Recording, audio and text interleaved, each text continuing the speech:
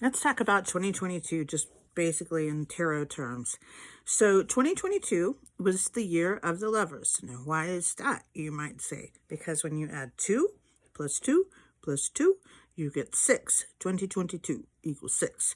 The sixth card of the tarot is the card of the lovers. So, that was the year, the theme of this year.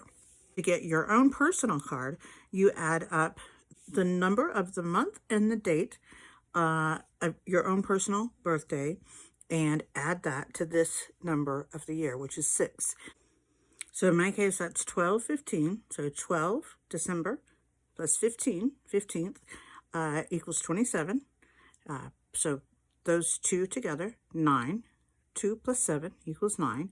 And then the number of the year is 6. So 9 plus 6 is 15, which means my card of the year was the Devil card. Card signifies is being chained to something, to materiality, to something that rules you, but you have the power to get away from.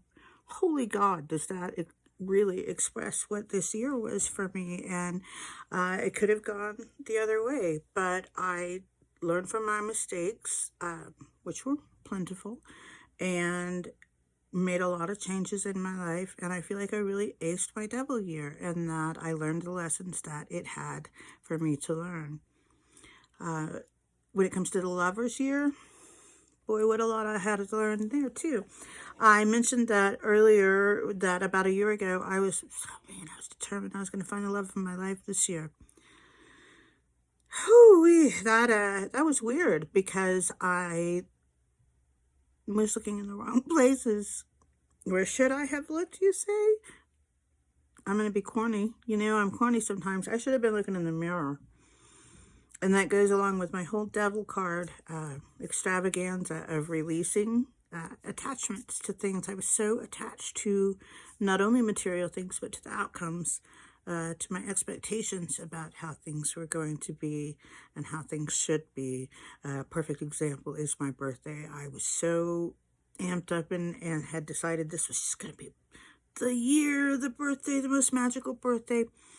It was absolutely horrible birthday, because my mother was really sick and I was all alone. People had said they were going to come to see me this year for my birthday, and nobody showed up.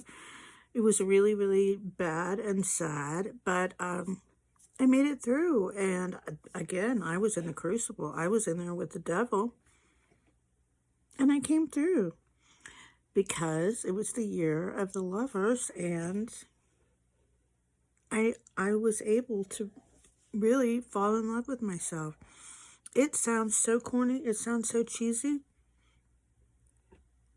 but it's so true. And it has changed everything in my world, because I no longer feel so desperate and so needy, because I really have found, God, it's so corny, I really have found what I was looking for within myself. And it has made me appreciate myself and my life and everything that I have and everything that I am. And it's made me want to be better and do better. And it's made me want to give those things away, because it's my Dharma. I found my Dharma, and I'm so grateful. I'm so, so grateful. These are tears of joy, you see. I'm not the perpetually sad girl anymore. Your girl gets emotional. So anyway, I just wanted to share all of this to tell you, wherever you are in your life, things really can get better, and you can turn things around, and you can do it without anything but what you've got in your inside you and in your beautiful mind.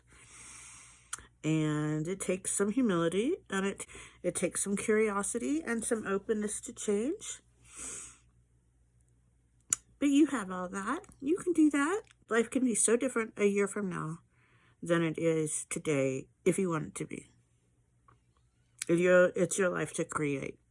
And that doesn't mean that there won't be obstacles and adversaries and villains in your life. But that's all part of the story.